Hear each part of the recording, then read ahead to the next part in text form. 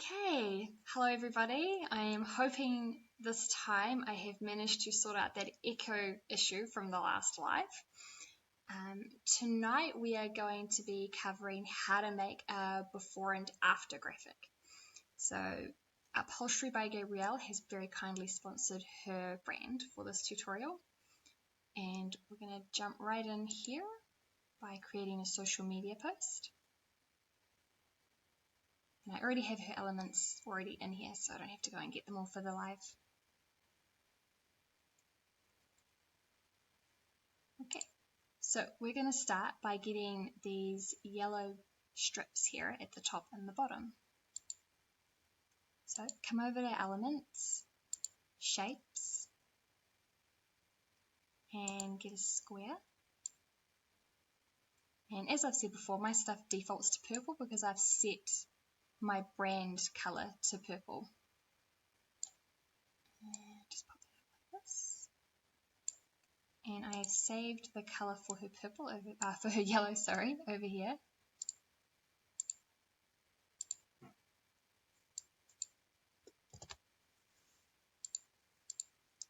Okay, and it's just a little bit too thick, so we'll just make it a little smaller. And to get it, just check it's gone to the edge. There we go. Okay, to get it the same size down the bottom, you can just copy it and drag it down. Make sure it snaps to the center. Now we'll add in the very gorgeous after photo, just leaving a little bit of room between the top there. Now, I don't know if you've worked with Canva before, but stuff doesn't always go right to the edge, and that can look a little bit strange. And sometimes I don't notice it till I've actually downloaded it. I'm like, whoops, it was just slightly not far enough to the edge, and you have to go back and just give it a little bit of an edge and then download it again. So it's helpful to use the zoom down here to zoom in and just double check on certain things. Okay, next we're going to be doing the before. Now I made the before smaller on purpose because this is the thing that you want people to look at. I mean, the after is like, wow, look what I can do. Here is what I started with, and this is what it is. So making the before, so you can see it, but making the after the hero of the image.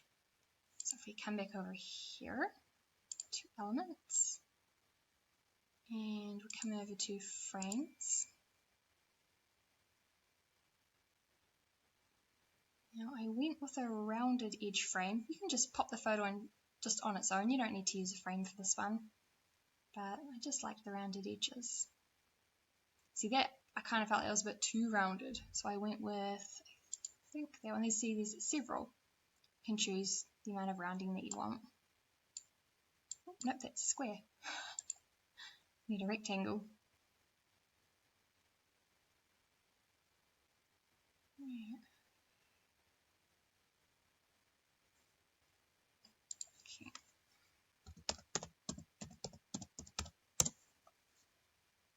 Oh, the joys of life and trying to refine things that you had before.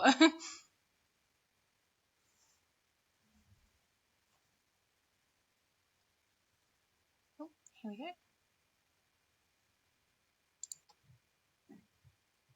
Okay, so we'll pop this down here. It's really important just to give it a little bit of space and make sure that you have space all around and try and keep it even if you can. Cool. The cool thing about having frames, if you can use them, is that it makes it really easy to just drag and drop pictures rather than having to resize them to make them fit. So grab the before and pop the logo in while we're here.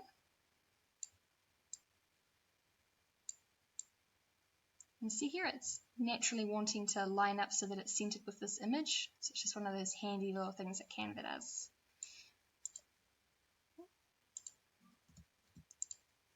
Alright, so that's that. Now the somewhat slightly fiddlier part is these sections here, the before and the after, and they kind of look like little tabs. So I made them by using a combination of some shapes. So if you come over to shapes, and it's a little bit of a scroll to get there, not too much, but a little bit.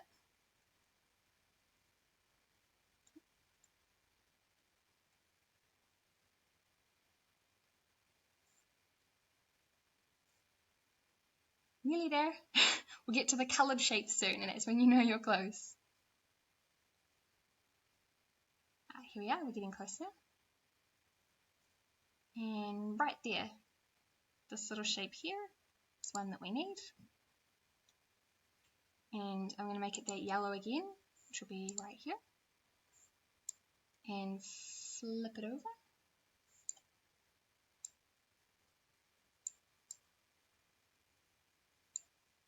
And over here. And now it is a problem having the whole thing when I only just need this little bit here. So just arrange it so it goes behind the logo. And here's a nifty little trick using shapes again. Going back to the top and just grabbing yourself a square. Change it to white.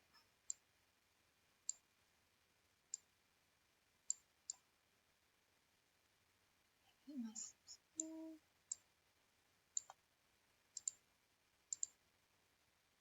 And voila!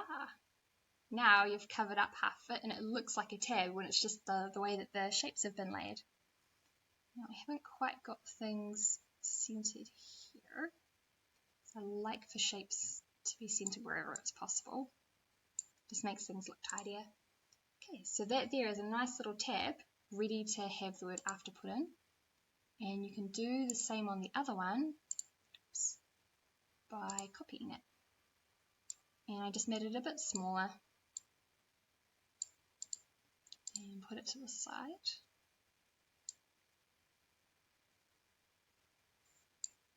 You don't want to obstruct the image too much. In fact, where did I put that? A little bit over the leg, that was alright.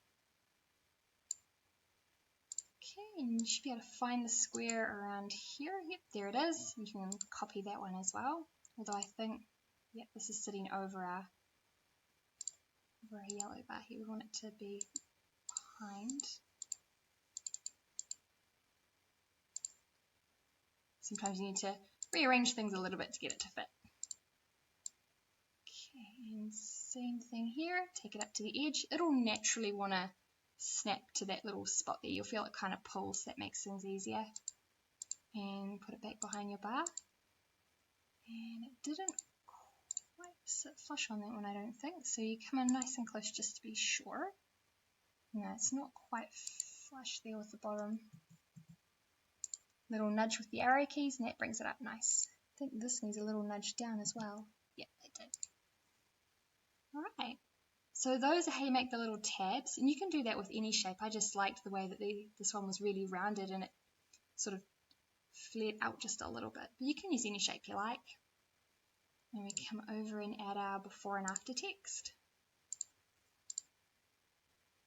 And I tend to like, if you've got colours, I like to have white text usually, occasionally black, but I'm really, really partial to white text. It just looks so tidy and nice somehow. So, font I used for this one is just a little bit down here. Here goes. Josephine Sands. I hope I'm saying that right. Now, I chose this font because it kind of sits nicely or matches as close as Canva can get anyway with the font that she has in her logo. So I'm just going to write after here.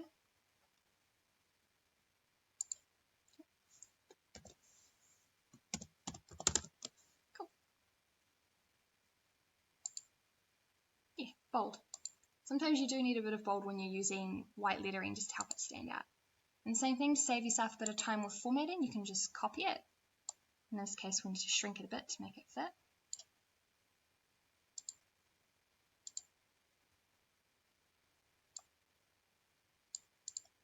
Maybe a bit more scenic.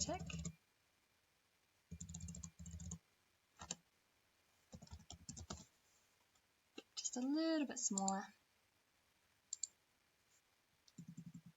just using the arrow keys to nudge it down. Cross. Cool. And voila, before and after graphic. The cool thing here is this is a frame, so when you want to put another before photo in, you just drag it in. And this has just been put in there as a photo as an after, which means if you want to add a new photo, for example, I'll just add the same one again to show you, but you can have it come up and it's not wanting to line up right now. Do that, arrange, back, there we go. And that's all you need to do in order to change out the before and after photos, and it just saves so much time having these things in your Canva account as templates. Because even if you do need to move it, you know, you might have a slightly thinner or a slightly thicker after photo or before photo, you might need to change things around just a little bit, but having the template in there just saves you so much time formatting the whole graphic. Okay, I'm gonna try and see if I can check for comments before I sign off for the night. Just bear with me for a minute. Still getting my head around this part.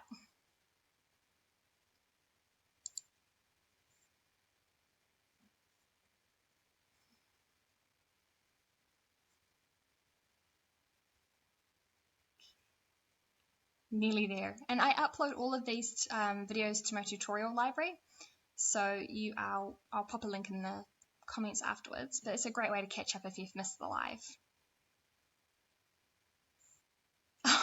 Thanks, sweetie. No echo. Well, that's good to know.